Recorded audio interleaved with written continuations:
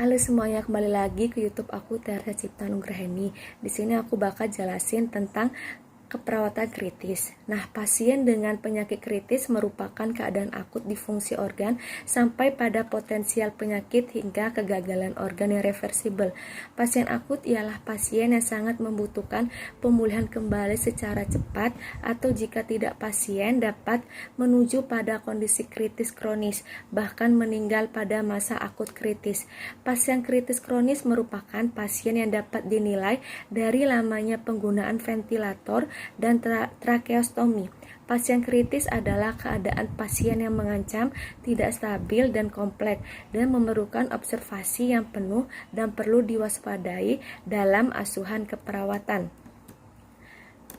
Nah, kemudian ada peran dan fungsi perawat kritis. Peran perawat kritis dan fungsi perawat kritis dalam perkembangannya memiliki lingkup yang spesifik dalam pemberian asuhan keperawatan kritis. Perawatan kritis pada penyakit kritis adalah merupakan kesatuan termasuk pre-krisis atau proactive care, manajemen penyakit kritis, dan dalam hal ini dapat berupa recovery dan rehabilitasi. Peran perawat dalam pada unit keperawatan dapat sebagai edukator, pemberian asuhan keperawatan kritis, advokasi pasien dan keluarga. Peran perawat kritis pada unit keperawatan dapat dilakukan juga pada area dalam dan luar keperawatan atau inside external scope. Di antaranya adalah sebagai konsulan, advanced practice atau nurse practitioner in ICU, trauma emergency, critical care outreach, ICU liaison, dan peneliti. Kemudian ada pun evidence based nursing, perawat kritis. Nah, perawat membuat keputusan klinis penting yang efektif, tepat waktu, dan sesuai sebagai tanggapan dalam pelayanan kesehatan. Misalnya, apa yang perlu dikaji pada pasien dan intervensi apa yang paling tepat digunakan. Sangat penting sekali untuk menerjemahkan bukti terbaik bagi pasien.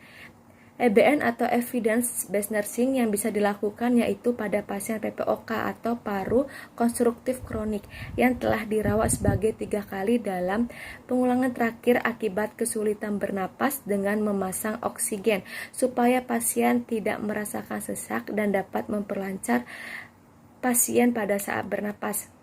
Kemudian ada pun end of life dalam keperawatan kritis. End of life harus dilakukan atau diberikan pada pasien menjelang meninggal atau fase kritis dengan menerapkan teori patch and full of life.